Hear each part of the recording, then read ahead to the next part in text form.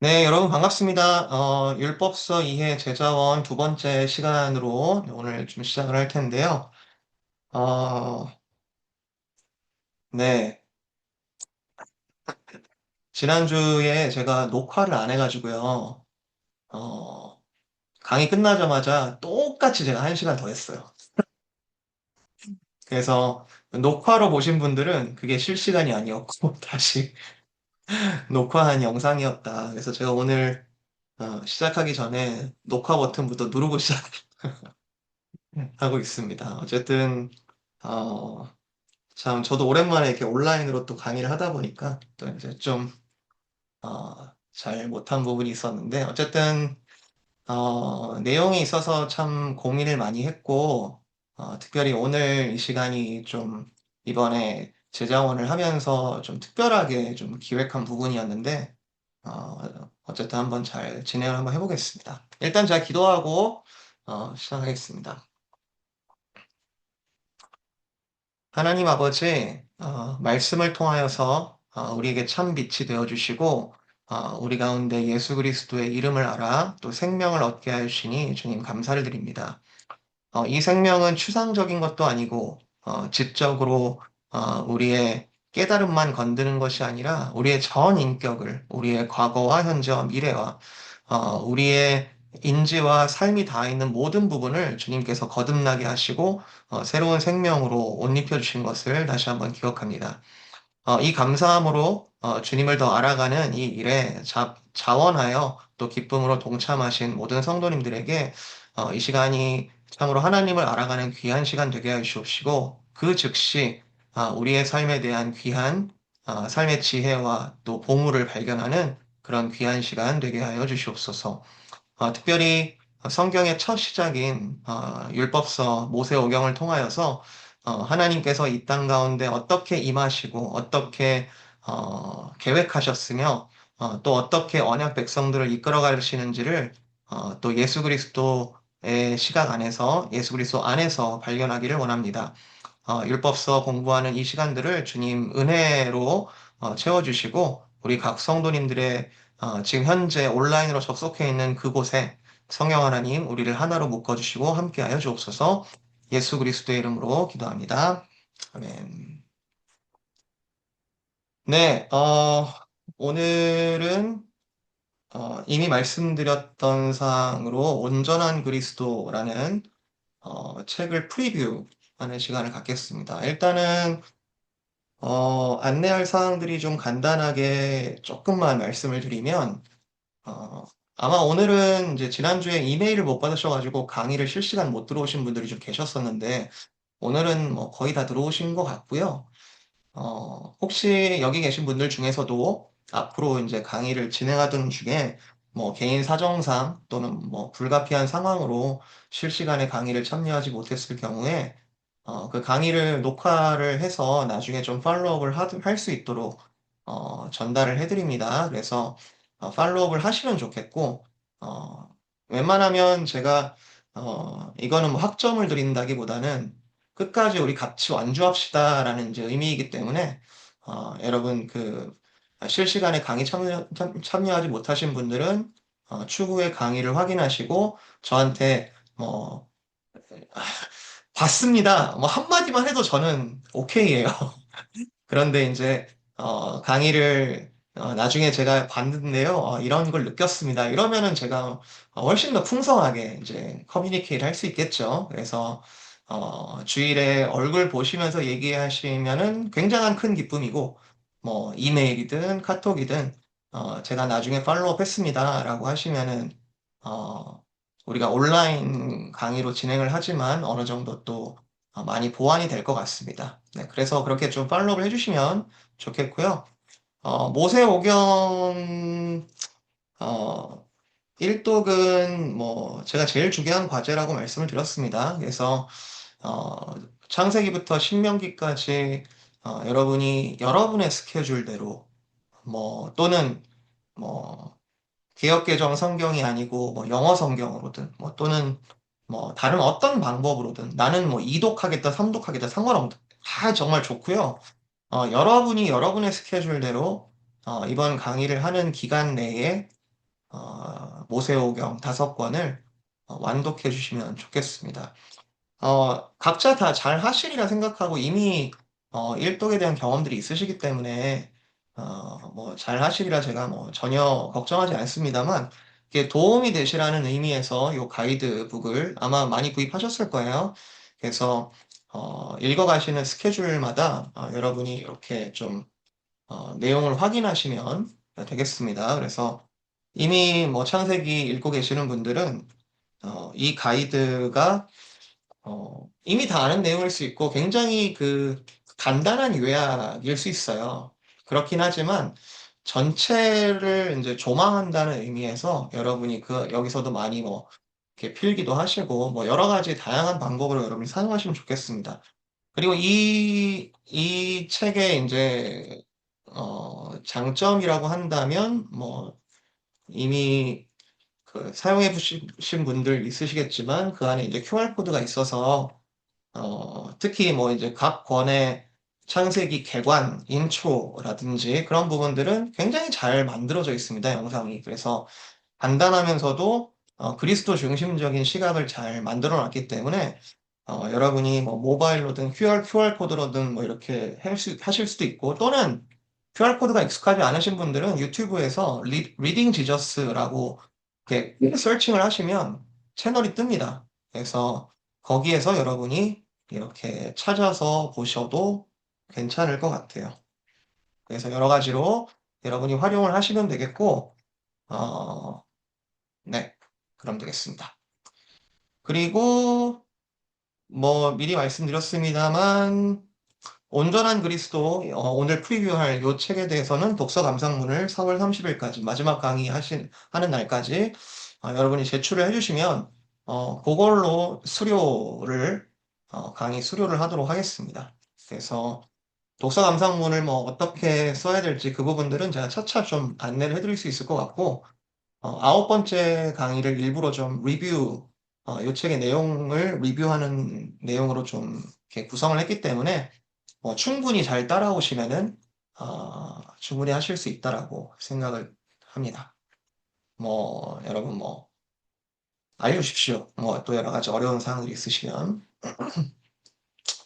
네, 그래서 주차별 강의 계획도 이미 그 이메일에 안내문에 드렸는데, 이런 식으로 내용을 진행할 거고, 오늘 강의에서는 이제 왜 성경 얘기를 안 하냐, 이럴 수 있는데, 율법서에 나오는 말씀을 어떤 관점을 가지고 읽을지에 대한 책이기 때문에, 결국에는 이제 율법서에 대한 내용하고 연관이 될 겁니다. 그래서 사실은 본격적으로 다음 주부터는 이제 창세기, 창조와 타락 이야기, 그리고 이제 계시록, 첫 아담과 마지막 아담의 비교, 그리고 계시록에서의 어떤 창조 질서의 회복, 이런 얘기들을 다루면서 이제 실제 말씀들을 이제 다루게 될 텐데요. 이제 오늘은 조금 특별한 시간이다. 이렇게 이해를 하시면 되겠습니다. 자, 네, 오늘 이제 내용을 해볼 텐데요. 혹시 줌에 보니까 그 설문조사라는 기능이 있어요.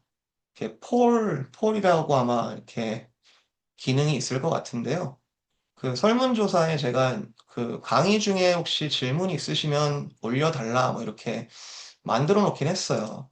그게 이제 얼마나 유용한 기능일지는 모르겠는데, 제가 강의 중에 뭐 실시간으로 질문이 뜨는지는 모르겠는데, 혹시 여러분이 강의 중에, 이건 나중에 Q&A 때 좀, 이렇게 질문을 하고 싶다라고 하는 질문이 바로 생각나시거든? 설문조사 기능에 한번 적어주시면은 나중에 토론하는 시간 가운데 제가 좀 확인하고 좀 할 수 있지 않을까 뭐 생각해봤습니다. 이게 얼마나 이렇게 유스풀한지는 한번 해봐야 될 것 같아요. 그래서 혹시 이렇게 중간에 퀘스천 있으신 분들은 한번 사용해 보시면 또는 뭐 나중에 Q&A 시간에 직접 지난주처럼 질문 주시면 좋겠습니다. 네. 자, 온전한 그리스도. 조금 놀랐어요, 제가. 어, 좀 어려운 책을 제가 골랐거든요.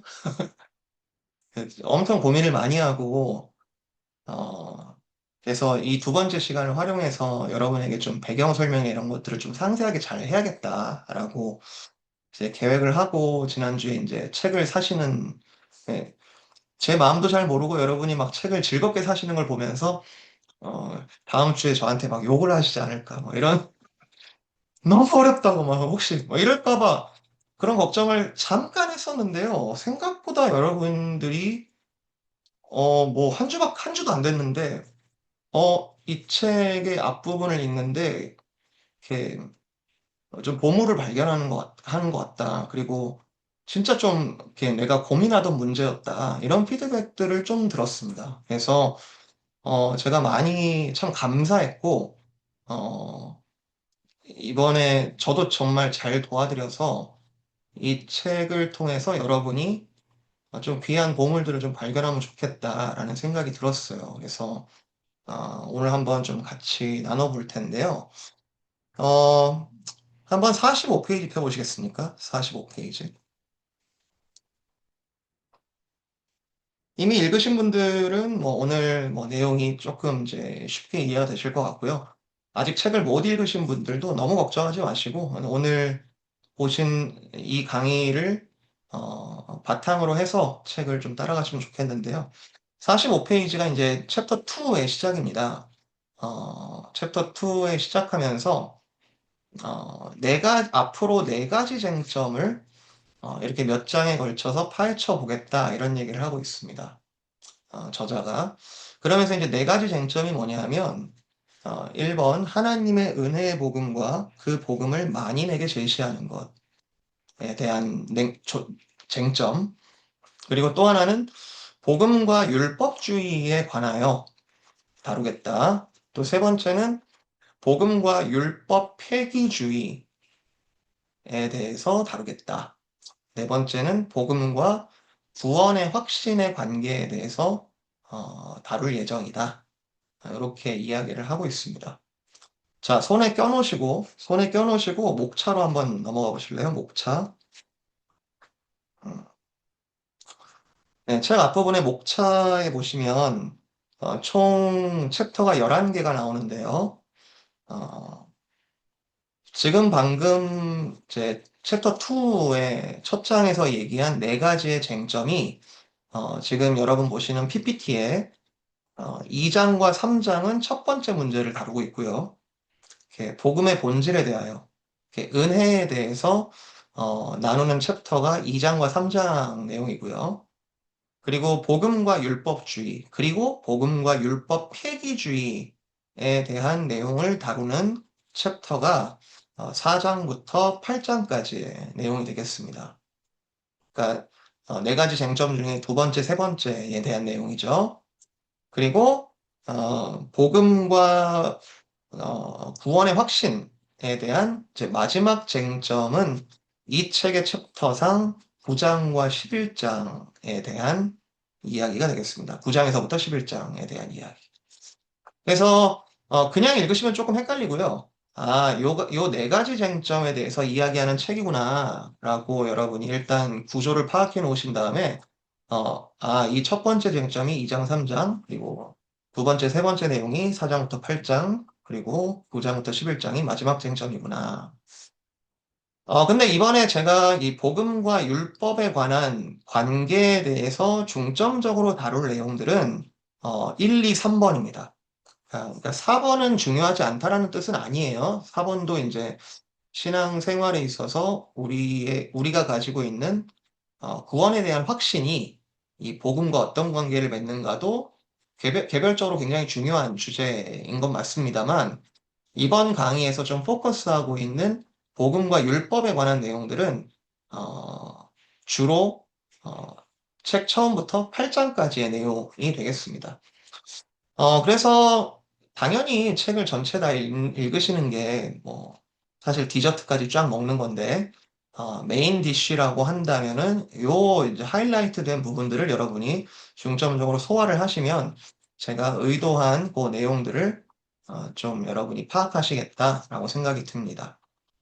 그래서 오늘 나눌 내용은 추천의 글을 팀 켈러 목사님이 쓰셨는데 이게 아주 탁월합니다. 이 팀 켈러 목사님이 쓰신 이 추천의 글이 전체 이 책이 말하고 있는 인사이트를 아주 탁월하게 짚어주고 있습니다. 그래서 이 부분을 좀 볼 거고요. 그리고 이제 저자이신 싱클레어 퍼거슨의 이제 들어가는 글에 이제 당연히 이제 서론을 볼 거고요. 그리고 이제 챕터 1은 어떤 본격적인 논쟁을 이제 이야기를 시작하기 전에 이 논쟁이 촉발된 이제 교회 역사 속에서의 맥락을 좀 따져 보려고 합니다. 제가 이 책을 여러분과 같이 읽었으면 좋겠다라고 선정한 가장 큰 이유 중에 하나는 챕터 1 때문에 그랬어요. 챕터 1. 왜냐하면 우리가 신앙에 대해서 얘기하고 그리고 저와 여러분도 예수님은 누구신지, 예수님을 믿는다는 게 무엇인지, 구원이란 무엇인지 뭐 이런 교리들을 얘기할 때요. 우리의 삶에 연결이 되어 있어야 돼요.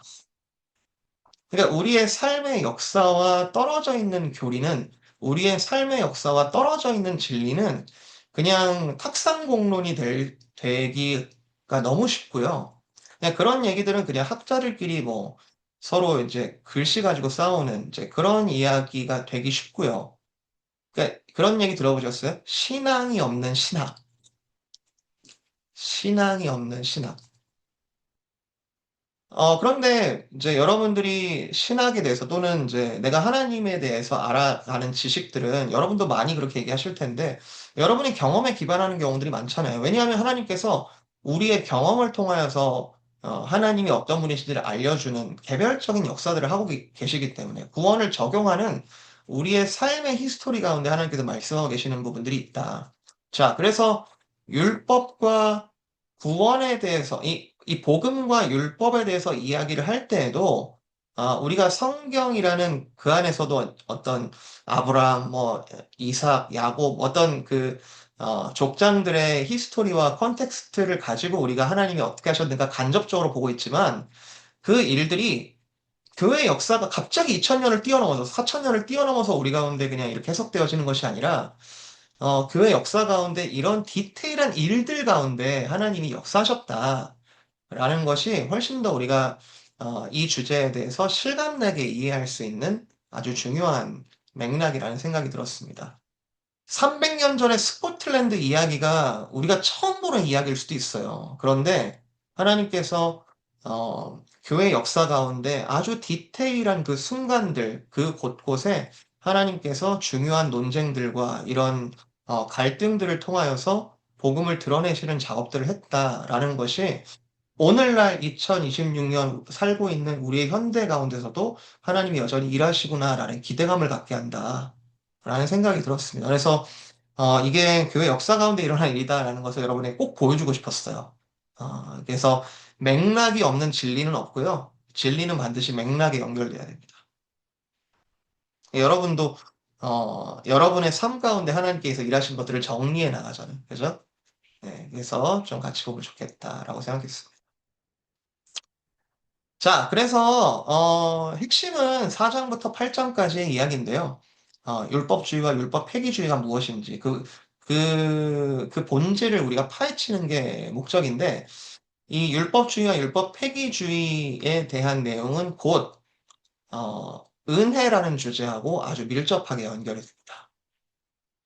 아주 쉽게 좀 이따가 이제 팀 켈러 목사님의 글을 보겠지만 하나님의 은혜를 잊어버리거나 하나님의 은혜를 왜곡하면 거기에 따르게 나타나는 현상이 율법주의 또는 율법 폐기주의다. 그러면 그것에 대한 치료제는 뭐겠어요? 하나님의 은혜 자체를 복음적으로 우리가 회복하는 게 중요하겠죠. 자, 추천의 글, 이제 팀 켈러 목사님 글로 들어갑니다. 음, 자, 무엇이 문제인가? 라고 했을 때, 팀 켈러 목사님은 11페이지에 이런 얘기를 합니다. 당시에 마음속에서 행위와 은혜, 율법과 복음의 올바른 관계가 정립되지 않았던 것이 문제였다. 그러니까 이제 챕터 1에 나오는 여러 가지 이제 역사적 사건들을 이렇게 이제 묶어서 이게 도대체 뭐가 핵심 문제였지? 라고 이제 팀켈 목사님 하나 딱 뽑아내는 거는 당시에 보니까 율법과 복음의 올바른 관계가 정립되지 않았었다. 그게 핵심적인 문제였다. 그런데 당신은 물론이고, 지금 21세기, 지금까지도 계속해서 교회를 괴롭히는 문제다, 이것이. 그때 끝난 문제가 아니라, 여전히 율법주의와 율법 폐기주의의 문제가, 우리 교회들 가운데, 그리고 여러분 뭐 조금 미리 읽으신 분들은 느끼셨겠지만, 이 책의 주요 기대하는 독자들은 목회자들입니다. 교회에서 복음을 어떻게 가르치고 있는가, 당신은? 이런 질문들을 많이 던지는데, 지금까지도 교회에서 율법주의와 율법 폐기주의 사이에서 많이 혼란을 겪고 있는 것을 본다. 그러면서 이제 팀 켈러 목사님은 방금 얘기했던 율법과 복음의 그 관계에서 사실 정답은 너무 분명하다. 라고 하면서 12페이지에 보면은 웨스민스터 신앙고백서 제11장과 16장에 이렇게 써 있다라고 딱 얘기합니다. 보실래요? 12페이지에 보시면 위에서 네 번째 줄이죠. 제가 읽어볼게요. 이 교리에 관한 웨스민스터 신앙고백의 표현은 놀랍도록 정확하고 분명하다. 웨스민스터 신앙고백은 그리스도를 믿으면 우리의 성과에 따라서가 아니라 그리스도의 순종과 만족이 우리에게 전가됨으로써 의롭다 칭함을 얻게 된다고 가르친다. 칭의에 대한 얘기입니다. 칭의, justification. 우리의 어떤 공로가 끼어드는 게 아니라 예수님의 그 순종과 satisfaction, 예수님의 순종과 만족이 우리에게 그러니까 우리는 원래 의가 없는데 우리에게 전달됨으로써 우리가 의롭다 칭함을 입게 된다. 물론 선행이 칭의의 이유는 되지 못하더라도 우리가 믿음으로 의로워졌다는 확실한 증거는 된다. 이게 이제 논리학에서 충분 조건과 필요 조건 이제 이런 얘기들을 많이 하는데요. 선행이 칭의의 조건은 아니죠. 그러니까 선행을 해야만 칭의를 받는 건 아니죠. 칭의는 전적으로 하나님의 은혜에 의해서 우리가 입는 건데 그로 인한 결과로서 선행이 드러난다면 그것은 우리가 칭의를 받았다는 부분적인 증거는 될 수 있다. 그 화살표를 잘 쳐야 됩니다. 어디서부터 어디로 가는지. 하지만 은혜로운 구원에 대한 감사와 확신에서 비롯한 복음적 순종, 곧 선행이 우리를 하나님 앞에서 의롭게 만들어주지는 않는다. 방금 제가 설명드렸던 부분이에요. 선행이 칭의를 만들어내는 것은 아니다. 이 칭의는 한 번 얻으면 잃을 수 없는 것이다. 우리의 선행 여부에 따라서 왔다 갔다 하는 것이 아니라 하나님께서 한 번 우리를 의롭게 하신다라고 하셨을 때 그것을 잃어버릴 수 없는 것이다. 심지어 우리가 죄 때문에 하나님 아버지의 노여움 아래에 놓인다 해도 칭의는 취소되지 않는다. 이제 성도의 견인이라든지 이제 여러 가지 구원론에 관한 여러 가지 교리들이 이렇게 정리가 되어 있습니다. 이거는 여러분 우리가 지금 새롭게 막 처음 들어보는 그런 이야기가 아니라 이미 우리가 좀 많이 알고 있는 거예요. 그리고 우리가 이런 이제 개혁주의적인 교리 위에서 우리가 하나님이 어떤 분이신지 우리가 받은 구원이 무엇인지 이미 이해하고 있는 거거든요. 그런데 이제 이 부분을 교리적으로 어떻게 정리했는지를 웨스민스터 신앙 고백서를 통해서 이렇게 보고 있는 거죠. 사실은요, 여러분, 이 책은 12페이지에서 끝났습니다. 정답이 뭐냐? 12페이지에서 끝났어요. 더 안 읽어도 돼요. 어, 칭의와 선행, 그리고 믿음에 관한 관계에 대해서 서술하시오. 라고 이제 질문 우리가 시험 문제를 본다면 12페이지 요거 쓰면 됩니다. 이게 정답이에요. 어, 여러분, 신앙 고백서가 왜 중요하냐면요.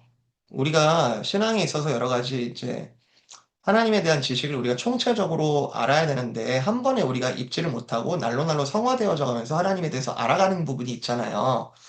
그러면서 우리가 하나님에 대해서 아는 부분들은 군데군데 이제 공백이 있을 수 있단 말입니다. 어떤 믿음의 수준에 있어서.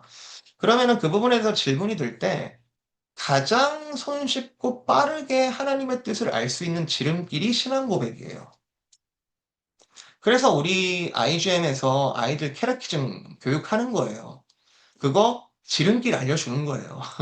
물론 그 뼈대에 이제 우리 아이들의 이제 걸음 속에서 이제 여러 가지 삶의 경험들이 덧붙여지면서 살이 입혀지겠죠. 그런데 뼈대를 잡아주는 거예요, 뼈대를. 만약에 신앙 고백이 없이 신앙생활을 한다 그러면 또는 어떤 분들 교리는 성경이 아니니까 교리는 필요 없다. 오직 성경이다. 그게 말은 좋은데요. 말은 좋은데 우리가 개별적인 신앙에 대한 질문이 생겼을 때 성경 처음부터 끝까지 다 뒤져봐야 돼. 교리는 교리 자체는 성경은 아니지만 성경에 있는 내용들을 신앙의 선배들이 또는 이 축적된 사도적인 전통 아래에서 그 신앙에서 뽑아져 나오는 하나님의 뜻을 잘 조직화한 거죠. 그게 뼈대로서 작동하는 거죠. 이런 질문 드릴 수 있습니다. 신앙 고백서가 성경은 아니기 때문에 신앙 고백서도 틀릴 수 있지 않습니까? 예, 틀릴 수 있어요. 그래서 신앙 고백서도 여러 개정을 할 수 있습니다. 어, 저희 교단에, 저희 교단에 이제 헌법이 있는데요. 마음대로 그냥 통치하는 게 아니에요. 헌법이 있는데, 헌법에 보면은 신앙 고백서 개정할 수 있는 그 조건과, 여러 가지 이제 절차들이 있습니다. 전체 노회 3분의 2 이상이 찬성해야 되고, 신학부에 1년 동안 연구 기간을 거쳐야 되고, 뭐 하여튼 되게 복잡합니다. 그러나 고칠 수 있어요. 근데 성경은 못 고치죠. 우리가 성경 고친다 그러면 이제 큰일 나죠. 그러면 신앙 고백서를 고칠 수 있는 근거는 성경에 의해서 요 말이 맞느냐 안 맞느냐 이렇게 고칠 수 있다는 거죠. 좀 이따 보시겠지만 챕터 1에 나오는 신조에 대한 논쟁은 신조 우리가 무엇을 믿는가에 대한 이제 개정 작업을 하게 된 그런 이제 이야기입니다. 자, 그래서 장로교는 웨스민스터 신앙 고백서를 주로 기준으로 삼습니다. 주로. 그러니까 이거 벗어나면 뭐 이단이다 뭐 이런 식으로 단순화해서 얘기할 수 있는 건 아니고 한국 교회 같은 경우에는 이제 12신조라는 추가적인 신조를 가지고 있죠. 그래서 12신조와 웨스민스터 신앙 고백서 둘 다를 우리의 신앙의 기본 뼈대로 삼는데 뭐 그렇게 문제가 되진 않아요. 왜냐하면 12신조를 보면은 이번에 요즘에 금요 집회 때 하고 있습니다만 12신조는 워낙 요약한 문장이에요. 그러니까 웨스민스터 신앙 고백서는 굉장히 풍성한데 그거를 정말 한마디로 또는 정말 알기 쉽게 기억하기 쉽게 요약해 놓은 게 12신조이기 때문에 12신조의 내용과 웨스민스터 신앙 고백서의 내용은 서로 상충하지 않습니다. 그냥 이렇게 요약된 거냐 조금 더 복잡하게 써놓은 거냐 요 차이지. 그래서 신조가 두 개 있어도 괜찮습니다. 상관없습니다. 상충된다면 이제 그거에 대한 논쟁이 있겠죠. 자, 그래서 칭의와 성화, 선행의 상관관계는 팀켈러 목사님이 얘기하시기에는 신학적으로 보면은 사실 답이 나온 얘기다. 그런데 교회 역사 속에서 이런 율법주의와 율법 폐기주의 사이에 논쟁이 이렇게 심각하게 벌어지는 것을 우리가 보고 있고 이 책은 그거에 대해서 아주 깊은 의미들을 던지고 있다. 이런 얘기를 하고 있습니다. 이 부분이 참 좋은 부분인데, 팀 켈러 목사님이 나는 몇 가지를 깨달았다. 몇 가지를 깨달았다. 이 책의 유익이다라고 하는 부분이 네 가지를 좀 정리를 하고 있습니다.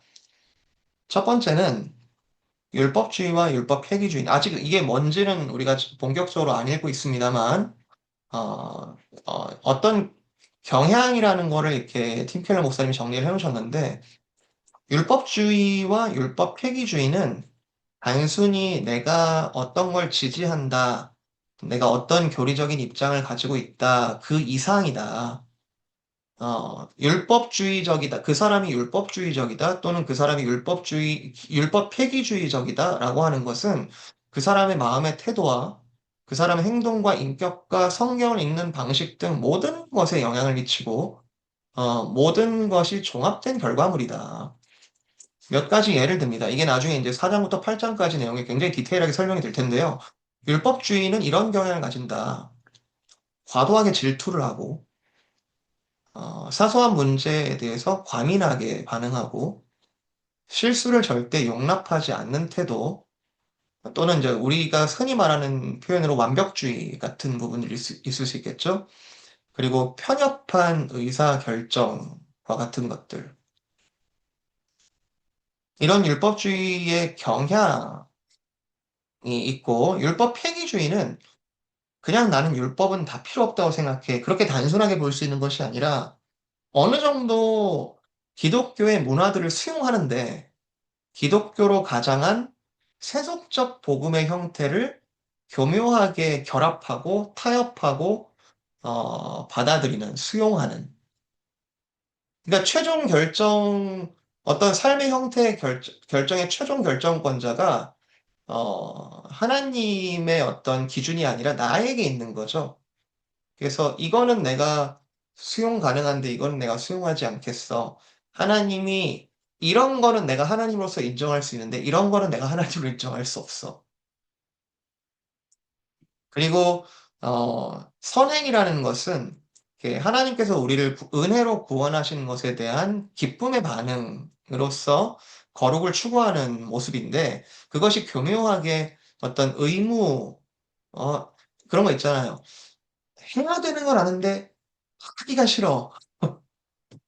기뻐해야 되는 건 아는데 기쁘지 않아. 그러면서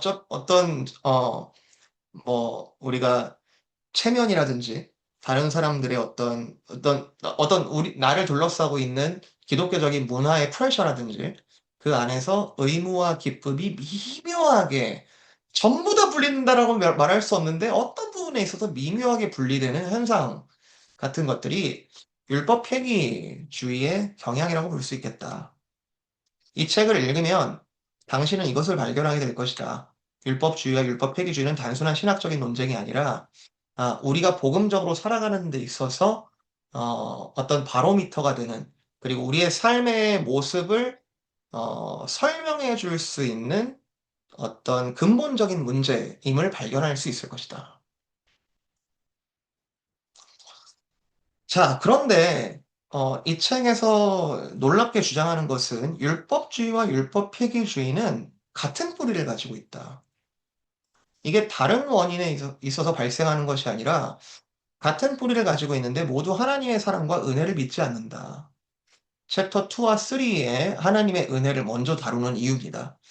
하나님의 은혜를 믿지 않아서 나오는 현상인데 유일한 차이점은 율법주의는 마지못해 그 짐을 지는데 그러니까 은혜에 대해서 오해하거나 은혜를 믿지 않는 상태에서 율법주의자는 마지못해 그 짐을 지는데 그러니까 이제 나처럼 짐 안 지는 사람을 못 견디죠. 나처럼 짐 안 지는 사람들에 대해서 화가 나죠. 나는 뭐 조라고 지고 있나? 하나님이 지라고 해서 지는 건데 하면서 그 짐을 기쁨이 아니라 은혜가 아니라 마지못해 지는 반면 율법 회개주의는 하나님이 진정한 사랑이시라면 이런 짐을 요구하실 리가 없어 하면서 그 짐을 거부하는 것.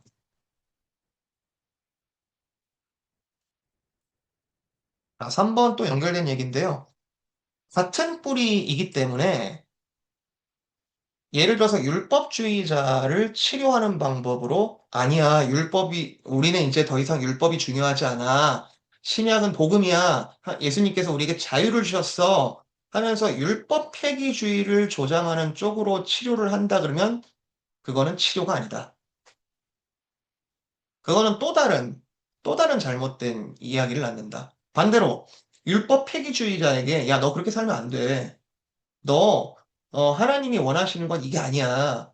하나님이 원하시는 건 방종이 아니라 하나님의 뜻을 쫓는 거야. 너 조금 더 거룩하게 살아야 돼. 해서 율법주의적으로 치료책을 제시하면 답이 없다. 그게 올바른 답이 아니다. 우리가 밸런스를 조정하려는, 그러니까 내가 그런 경향이 좀 보일 때가 있어요. 만약에 여러분이 이번 주를 생각해 보셨을 때, 지난주보다 더 거룩하게 사셨나요? 아니면 덜 거룩하게 사셨나요? 지난주보다 이번 주는 좀 더 내 맘대로 사셨습니까? 죄를 뭐 조금 더 잘 통제하셨습니까? 근데 나의 어떤 하나님 앞에서의 모습을 내 죄의 양을 가지고 어, 정말 뜻대로 잘 살았어. 아니야, 뜻대로 잘 못 살았어 하면서 요 스펙트럼 속에서 왔다 갔다 이렇게 자리를 계속해서 옮기는 경향을 보일 수 있어요. 팀 켈러 목사님은 둘 중에 어디에 밸런스를 맞추느냐는 초점 자체가 사실은 온전한 해결책이 아니다라고 이야기를 합니다. 자, 그럼 답이 뭐냐? 율법주의와 율법 폐기주의의 모두의 해법은 복음이다. 복음이다. 그러면 이제 복음이 뭐냐 하는 게 중요하겠죠. 복음이다. 복음이란 예수 그리스도와의 연합을 이해하면서 실제로 맛보는 것이다. 자, 이게 뭔지 도대체 예수 그리스도와의 연합을 이해하고 실제로 맛보는 게 지금 치료책인데요. 그게 약인데요. 그게 도대체 뭐냐? 라는 얘기를 이 책의 여러 이제 논쟁 가운데 발견하게 될 것이고, 만약에 그렇게 우리가 복음을 온전히 발견했다면, 하나님의 율법을 사랑하고 그것에 순종하려는 새 마음이 절로 우러나올 것이다. 여러분, 기쁨의 교회는 자발성, 발런티어리, 자발성을 굉장히 강조합니다. 그거는 근데 저희 교회의 특별한 문화라고 저는 보지 않아요. 그 복음의 본질이라고 생각합니다. 하나님의 은혜에 감격하고 하나님의 은혜에 감동하여 그 감사와 영광을 돌리고자 하는 그 마음이 자발적으로 내 삶을 하나님께 드리고자 하는 그 형태가 자원하여 사랑을 나누는 형태가 되는 거죠. 근데 이걸 억지로 시킨다? 억지로 시켰을 때 단기간에 짠하는 어떤 결과를 만들어낼 수는 있다고 생각합니다. 음. 그리고 그 부분이 다 틀렸다라고 얘기하고 싶지는 않습니다. 그러나 조금이라도 억지로 시키는 것에 대한 부작용이 나타난다면 그게 바로 복음인가? 라는 질문을 해볼 수 있을 것 같아요.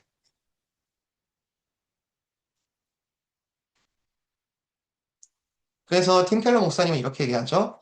18페이지에 이어서 나오는데, 복음 안에서 그리스도의 영광을 보게 되면 우리의 마음 속에서 사랑의 올바른 순서가 회복된다. 하나님을 가장 사랑하게 되고 지금까지 우리의 삶을 지배하던 것들이 우리를 올가매던 힘을 잃는다. 그러니까 억지로 해야 되는 것들, 억지로 뭔가 삶을 영위하려고 애써왔던 그 모든 율법주의적인 논리가 복음 안에서 그리스도와의 연합, 그리고 그 영광 안에서 힘을 잃는다.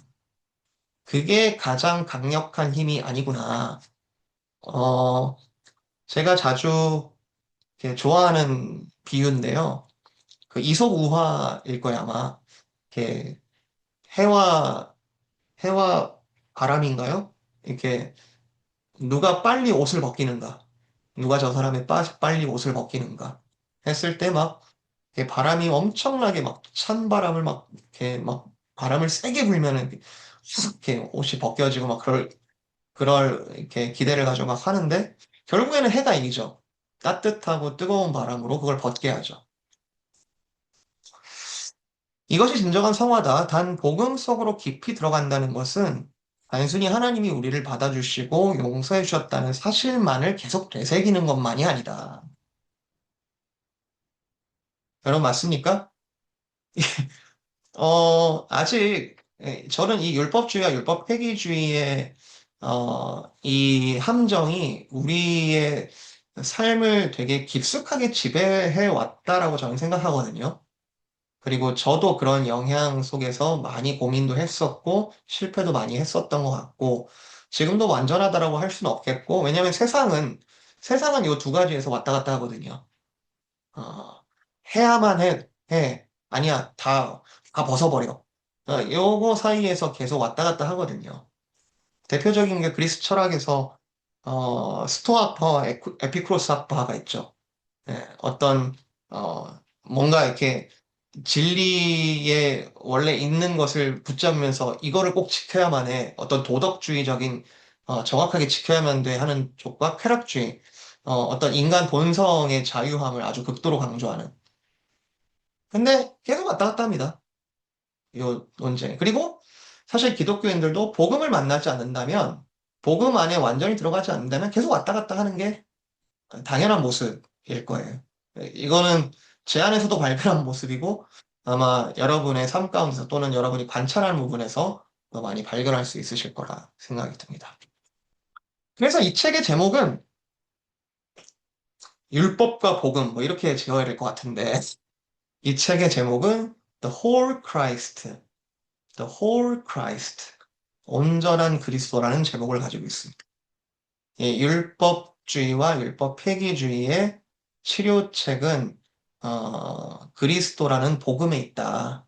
그분은 우리를 온전하게 만드실 수 있는 충분한 온전함을 가지고 있다. 율법을 이해하려면 그리스도 안에서 율법을 이해해야만 온전하게 율법을 이해할 수 있고 칭의와 성화, 선행, 믿음의 관계를 그리스도 안에서 제대로 이해할 수 있다. 그래서 여러분 이번에 율법서뿐만이 아니라 앞으로 신앙생활을 하는 데 있어서 그리스도를 초점에 두지 않으면 음, 온전하지 않습니다. 계속 부분적인 블럭을 쌓아갈 거예요. 그 블럭이 다 틀렸다라고는 말할 수 없지만 온전하지 않습니다. 마치 이 책에서 보여주는 율법주의와 율법 폐기주의 둘 다 나쁜 거 아니에요, 여러분. 다 어떤 복음의 부분적인 모습이에요. 그런데 온전하지 않아. 이해되십니까?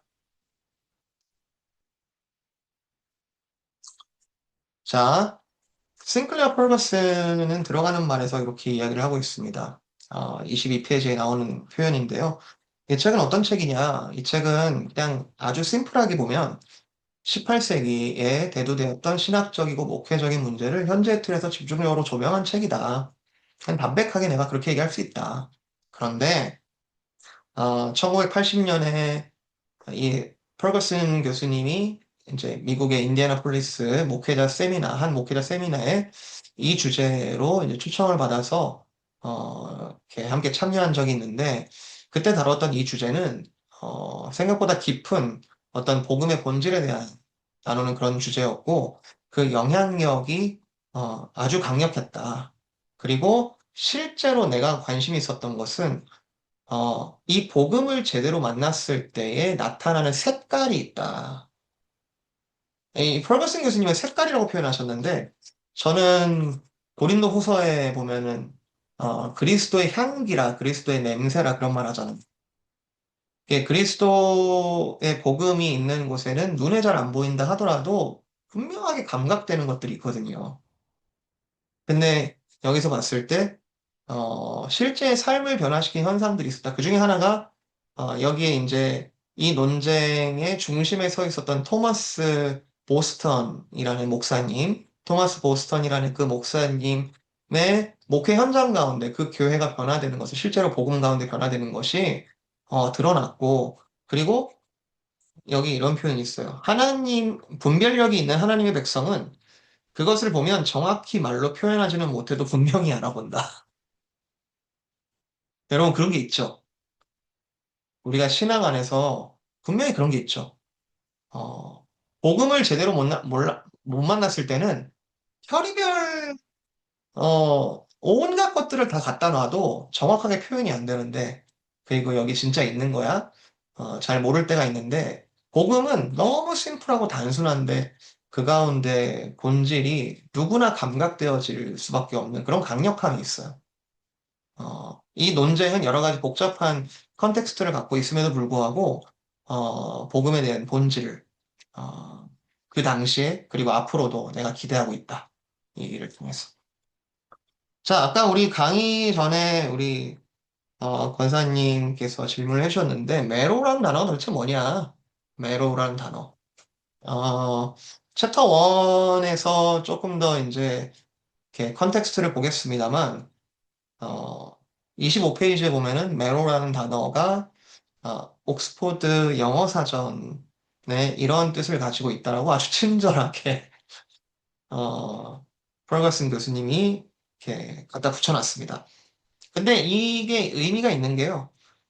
메로라는 단어가 단어상 풍성함, 뭐 가장 안쪽에 있는 중심, 생명력, 힘, 그리고 가장 본질적인 정수, 뭐 이런 단어를 뜻을 가지고 있다라고 하는 건데 이거는 당시 이제 챕터 1에서 보여지는 그 논쟁 속에서 사람들이 지금 내가 가지고 있는 이 내용이 메로우야. 정말 본질이야. 뭐 이렇게 해서 메로란 단어를 픽한 게 아니라 참 희한하게도 토머스 보스턴 목사님이 우연하게 발견한 그 책의 이름이 현대 신학의 메로라는 책의 이름을 갖고 있었다는 거죠. 그러니까 이 논쟁이 촉발되기 이렇게 앞선 몇백 년 전에, 에, 100년 전, 200년 전에 이미 그 책을 쓴 사람이 의도적으로 이 메로란 단어를 사용했다. 근데 아이러니하게도 이 역사 속에서 복음의 정수를 비유하는 이 단어로 메로가 쓰여지게 되었다. 네, 이제 챕터 1에서 좀 더 설명을 드리겠습니다. 자, 메로 논쟁이 불거진 과정 여러분 차근차근 읽으셨으면 충분히 이해를 하셨겠습니다만, 어, 이 발음이 되게 어렵더라고요. 오치터랄더. 오치터랄더. 알이 하나 빠졌네요. 오치터랄더. 스코틀랜드의 오치터라더라는 그 지역에서 벌어진 일인데, 1717년 2월 12일. 여러분, 오늘이 2월 12일이었던 거 알고 계세요? 오늘이 2월 12일이었는데. 지금부터 약 300여 년 전에 스코틀랜드 한 지역 장로회 정기 모임에서, 아마 노회일 거야, 아마. 아마 노회에서, 한 신조의 내용에 대해서 이제 목사 안수를 이렇게 준비하고 있는 목사 안수를 이제 절차를 밟고 있는 목사 후보생 윌리엄 크레이그라는 한 목사 후보생이 어떤 한 신조에 대하여 서명을 처음엔 했는데 나중에 양심상 내가 이 서명에 대해서 문제 제기를 합니다. 라고 다시 노회에 보고하고 내 서명을 취소하겠다. 그래서 노회에는 신조에 동의를 하지 않았기 때문에 목사 안수를 줄 수 없다. 하고 면직한 요 사건. 이 사건으로부터 시작되었다. 오처 와더의 이제 문제가 되는 신조는 요 한 문장입니다. 나는 우리가 그리스도께로 나오고 하나님과 언약을 맺기 위해 죄를 버려야 한다고 가르치는 것이 건전하거나 정통하지 않는다고 믿는다.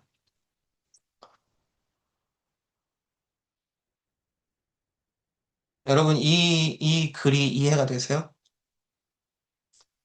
제가 정말 거짓말 안 하고 진짜 한 50번 읽은 것 같아요. 도대체 이게 무슨 말이야? 나는 우리가 그리스도께로 나오고 하나님과 언약을 맺기 위해 죄를 버려야 한다고 가르치는 것이 건전하거나 정통하지 않는다고 합니다. 자, 여러분 동의하시는 분? 예, 아니다. 틀렸다.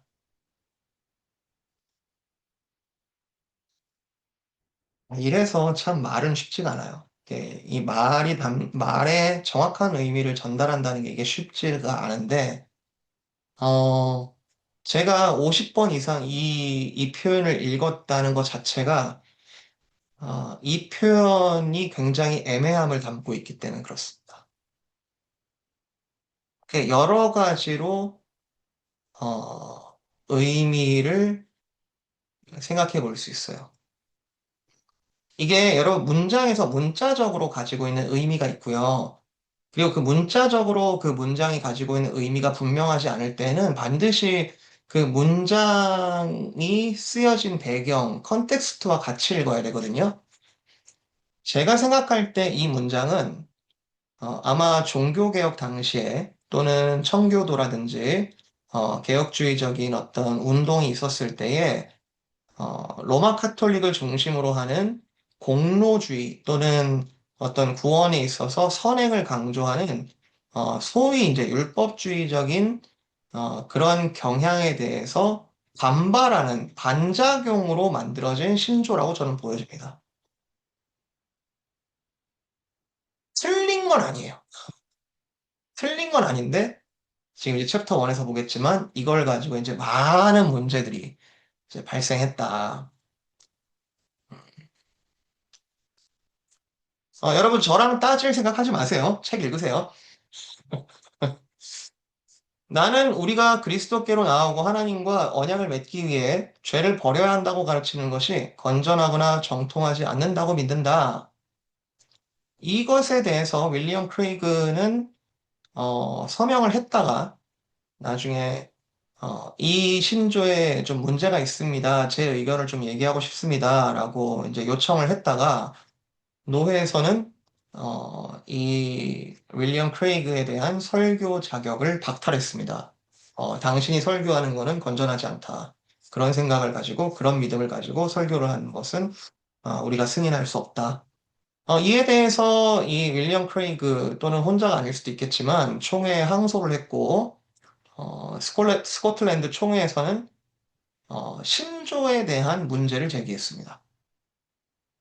이 노회가 가지고 있는 이 신조가 문제가 있다. 그 설교 자격을 박탈한 것은 정당하지 않다. 다시 윌리엄 크레이그를 복권하라. 다시 목사로 안수하라. 뭐 이런 얘기를 이런 이제 과정들이 있었습니다. 음, 뭐 참고로 말씀드리면 지금 장로교도 이런 제도를 거의 동일하게 가지고 있습니다. 그래서 저희 교단 같은 경우에는 제 목사 자격고시를 총회에서 봅니다. 그러니까 목사로서 세울만 하겠는가라는 이제 학력과 이제 자격 시험을 총회에서 이제 함께 이제 봅니다만 자격을 획득하면 이제 한국에 있는 어떤 교단들은 이제 강도사라고 부르는데 이제 설교를 할 수 있는 이제 인정을 하는 거죠. 그렇지만 목사는 아닙니다. 왜냐하면 그 총회에서 자격을 확인한 다음에는 노회에서 이제 목사로 안수를 줄 것인가라는 최종 이제 절차는 노회에게 있습니다. 그래서 이 노회에서는 이렇게 모든 걸 다 패스했다 해서도 패스했다 해도 제 최종 고시는 노회에서 이제 보게 되어 있습니다. 어, 아마 이제 노회 입장은 이거죠. 이 윌리엄 크레이그라는 이 목사 후보생이 이 신조를 거부했다는 것은 구원을 받기 위해서 죄를 버려야 하는 행동이 필요하다라고 생각했기 때문에, 즉, 그 윌리엄 크레이그가 율법주의자인 것으로 판단을 해서 설교 자격을 박탈했을 겁니다.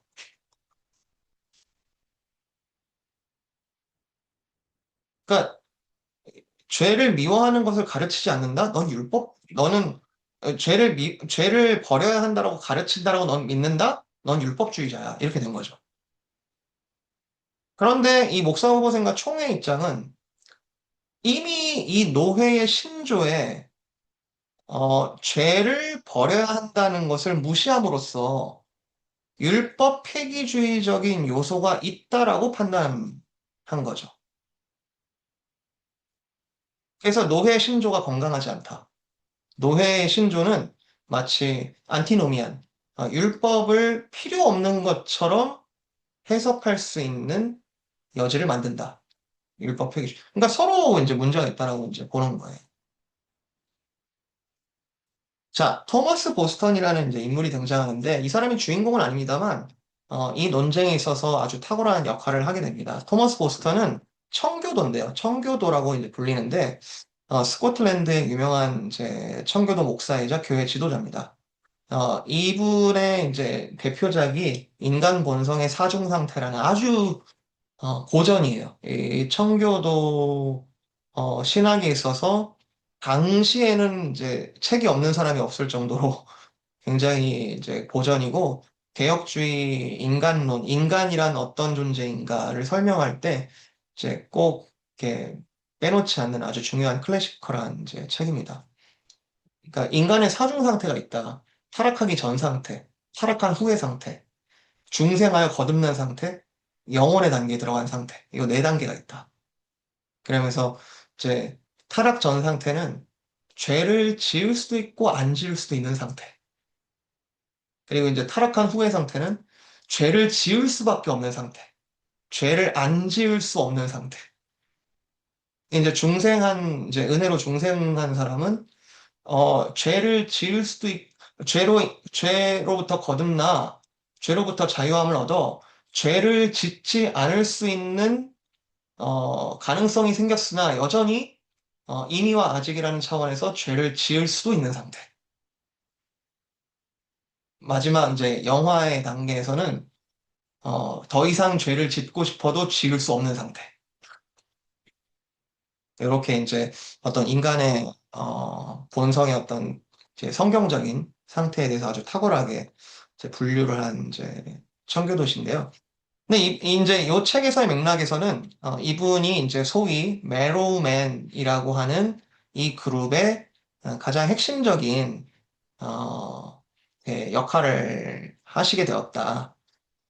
이 보스턴의 입장은 신조에 대한 입장은 이렇습니다. 나는 그 진술이 나는 그 신조가 표현은 좀 부족해도 옳다고 믿었다. 아까 여러분이 이 얘기하고 싶었을 거예요. 이 글이 뭔가 맞는 것 같으면서도 뭔가 애매한데, 토마스 보스턴은 오치트 라더의 신조가 표현이 조금 부족하긴 하지만, 그러나 그것이 뭐, yes or no 라고 이야기하기에는, 맞는 내용을 담고 있었다. 신조의 표현에는 다소 문제가 있지만 그 취지에는 동의를 한다. 그런데 이 부분을 좀 분명하게 우리가 다룰 필요가 있겠다. 라고 하면서 메로우맨들이 이제 이 주제에 대해서 이 문제 이미 사건은 벌어졌죠. 그 사건이 벌어진 이 이슈에 대해서 탐구를 하다 보니 여러 가지 복음에 대해서 분명하게 정립할 수 있는 요소들이 등장을 하게 되었다. 참 뭐 너무 소설 같은 이야기인데요. 토마스 버스터는 이 책을 우연히 만났다.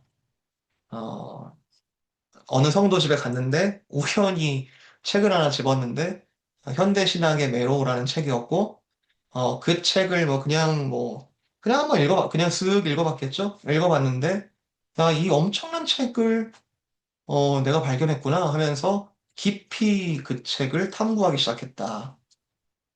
근데 어, 그 책은, 어, 나아가서 이제 메로우맨들이라고 불리는 이제 목회자 그룹들이, 그 책을 이제 깊이 같이 나누게 되면서 소위 다른 사람들이 이 사람들을 가리켜서 우리는 메로우맨이야 이렇게 부르지 않았고, 그 사람들을 메로우맨이라고 부르기 시작했다. 그 책을 읽는 사람들, 이제 이렇게 된 거죠. 근데 이제 그 역사상 여러 가지 단어들이 우연히 생긴 것들이 있습니다. 그 프로테스탄트 또 이렇게 반항하는 사람들, 이렇게 문제를 일으키는 사람들 이런 뜻이죠. 프로테스탄트. 근데 그게 이제 개신교도라는 이제 이름이 됐죠.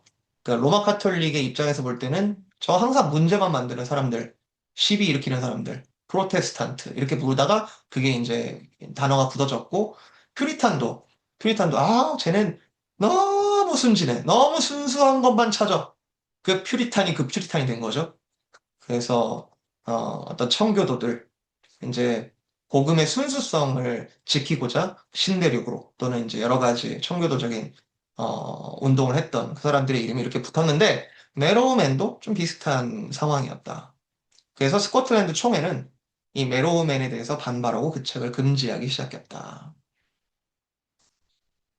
이 책을 우리가 읽을 필요는 없겠습니다. 왜냐하면 그 책으로 인한 촉발된 어떤 이제 복음과 율법에 대한 이야기를 이제 잘 풀어낸 책이 이 책이기 때문에 우리가 1차적인 자료로 현대신학의 매로라는 책을 1700년, 1600년 책을 일부러 찾아서 읽을 필요는 없는데 그 책은 어떻게 생겼냐? 소크라테스 대화법 형태의 아주 독특한 책이다. 그래서 뭔가 어, 이렇게 이렇게 서브타이틀 달고 뭐 이렇게 설명해주고 이런 책이 아니고 그냥 네 명이 등장해가지고 서로 이렇게 희극하듯이 이렇게 뭔가 이렇게 연극하듯이 네 명이 막 대화하는 그러한 형태의 책이었다. 세신자 나오고 전도자, 그러니까 이렇게 하나님의 뜻을 알려주려는 전도자 에반젤리스타라고 불리는 그 둘 사이에 율법주의자와 율법 폐기주의자가 같이 껴가지고 대화를 막 나누더라. 약간 성경에서 보면 욥기 같은 책이겠죠, 그죠? 욥기에 보면은 세 친구들과 욥의 대화 속에서 하나님에 대한 지식들이 나타나죠. 그리고 복음서도 마찬가지죠. 복음서도 뭐 중간중간 복음서 특히 요한복음 같은 경우에는 요한이 많은 해설을 붙이기는 하지만 기본적으로 예수님이 어떤 일을 하셨는지를 그냥 담담하게 쓰고 있죠. 그 제자들이 무슨 얘기를 했는지 그 가운데서 어떤 본질이 드러나죠. 이 책도 그런 식으로 쓰여졌는데, 보스턴이 보기에는 이 책 속에서 뭔가 복음의 본질을 잘 드러내고 있다. 그런데 스코틀랜드 총회에서는 어, 이 메로우맨들이 그리고 이 책이 율법 폐기주의와 미묘한 형태의 보편 구원론을 조장하고 있다고 판단해서 이 책을 금지시켰고, 그러나 토머스 보스턴은 총회의 입장에 오히려 미묘한 율법주의가 있음을 감지했다. 우리를 어렵게 만드는 단어는 미묘한. 우리가 이번에 여러분이 이 책을 읽으면서 그 미묘한 라인을 좀 찾으면 찾을수록 좀 의미가 있을 거예요. 자, 정리합니다. 제가 왜 이 책을 소개하냐 하면, 아까 처음에 팀 켈러 목사님이 처음으로 제기했던 부분, 율법주의와 율법 폐기주의는 어떠한 신학적 입장이 아니라 우리의 종합적인 생각과 태도와 자세와 모든 것들을 영향을 주는 결과물이다. 종합된 결과물이다. 이런 얘기를 말씀드렸잖아요. 여러분 율법서를 어떻게 읽고 계세요? 1차적으로는.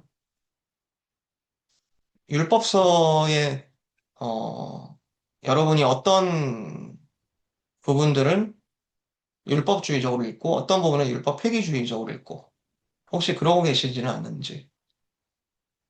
어, 율법과 복음에 대해서, 그리고 여러분이 읽고 있는 1차적으로 말씀에 대해서 애매하다면, 제가 조금 심하게 얘기하면 우리의 삶의 태도는 거기에서 벗어나기 힘듭니다. 우리는 말씀을 이해하는 것만큼 살게 되어 있기 때문에, 말씀을 율법주의적으로 읽는다? 율법주의적으로 살 수밖에 없고요. 말씀을 율법 폐기주의적으로 읽는다? 여러분 주일에 듣는 설교라든지, 여러분이 주중에 뭐, 말씀과 같이 동행하는 그런 부분도 다 마찬가지입니다. 율법 폐기주의로 읽는다? 율법 폐기주의적으로 살 수밖에 없어요.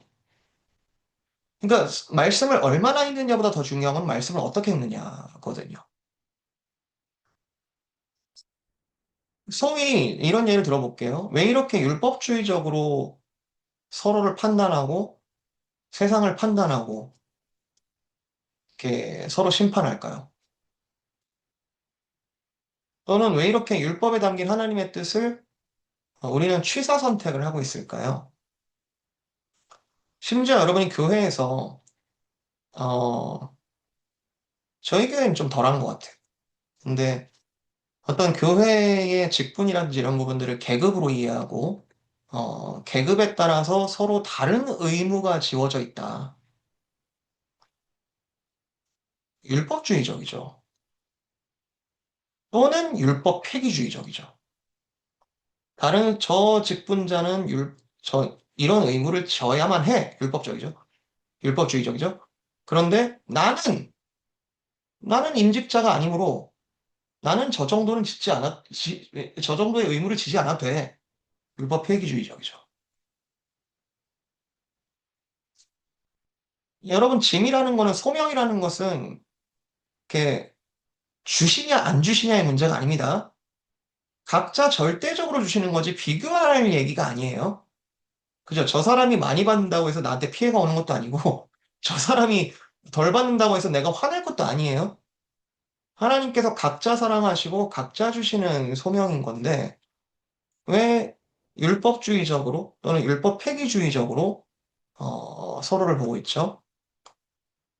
제일 중요한 질문인데 하나님의 은혜에 대한 감격이 없다면 팀 켈러 목사님 얘기하시기를 둘 중에 하나에 빠져 있을 가능성이 아주 높다.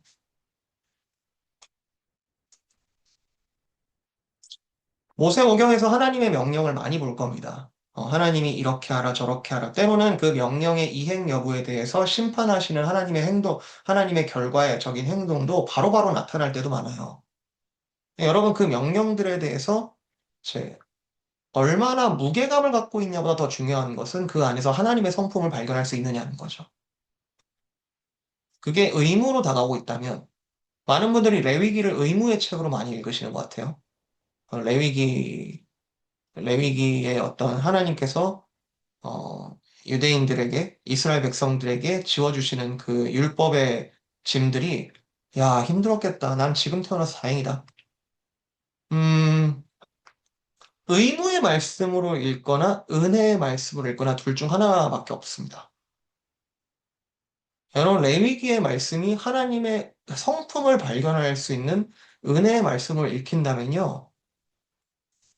좀 우리의 시각이 좀 많이 달라질 거예요. 유대인들이 율법 토라를 바라보는 시각은 율법주의적입니다. 율법주의죠. 거기에 걸리면 땡큐고, 거기에 맞으면 잘하는 거고, 거기 아니면 가차없이 잘라내죠. 내일, 내일 그 매일 성경 말씀이 요한복음 5장인데, 베데스다에서 예수님께서 38년 된 병자를 치유하시는 사건입니다. 은혜에 대한 이야기인데요. 5장의 대부분의 이야기는 바리새인들이 예수님한테 시비 건 내용에 대한 예수님의 항변입니다. 어, 안식일에 어떻게 감히 그 자리를 들고 걸어갔냐, 일을 했냐, 넌 율법을 범했다. 근데 이제 바울이 로마서와 갈라디아서 같은 데에서 그것도 우리가 오해해서 읽으면 안 되는데 그것도 결국 이 얘기인 거예요. 율법주의잖아요. 율법 폐기주의. 율법과 대조되는 은혜의 복음을 선포하잖아요. 근데 그게 마음대로 살라는 거예요, 여러분. 그리스도의 빛 안에서 율법의 초등교사로부터 더 온전한 그리스도, 홀 크라이스트를 만난 그 신약 성도가 이제부터 니들 마음대로 살아야 그거 아니잖아요. 그죠? 신약적인 관점에서 죄를 미워하고 거룩에 대한 방향성을 우리는 어떻게 하면 율법주의적이지 않고 은혜와 복음 관점에서 이 율법을 볼 수 있겠는가? 그게 이 책을 여러분과 같이 읽고 싶은 이유입니다. 아,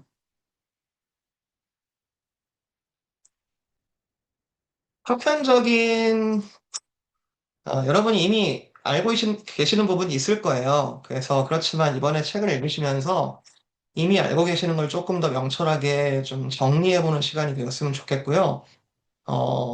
서로 이렇게 여러분 클래스메이트들이 보이시면 한번 얘기 나눠보세요. 읽으시면서. 너 어떻게 읽고 있냐고. 그리고 생각들도 많이 나눠보시고 좀 그렇게 하시면 좋겠는데 쉽지 않다고는 말씀드렸지만 제가 확신하는 거는 이 유익이 엄청나게 대단할 겁니다. 그래서 이 책을 읽으면서 고민만 해도 반은 성공이라고 생각해요. 어, 그리고 내 자신의 어떤 모습 속에서 지금 이때에 이걸 발견하게 하시는 것이 은혜라는 생각이 든다면 저는 진짜 성공이라고 생각해요. 그래서 정말 같이 수료하시면 좋겠고, 오늘 토론을 좀 같이 나누면서 좀 시간을 갖도록 하겠습니다. 자, 뭐 이미 제가 강의안을 드렸으니까 토론 질문을 갖고 계신 분들도 계시겠지만 혹시 뭐, 사진을 찍으시면은 뭐 토론할 때 보시면서 하실 수 있겠어요? 제가 한번 읽어볼게요. 질문이 어렵진 않아요.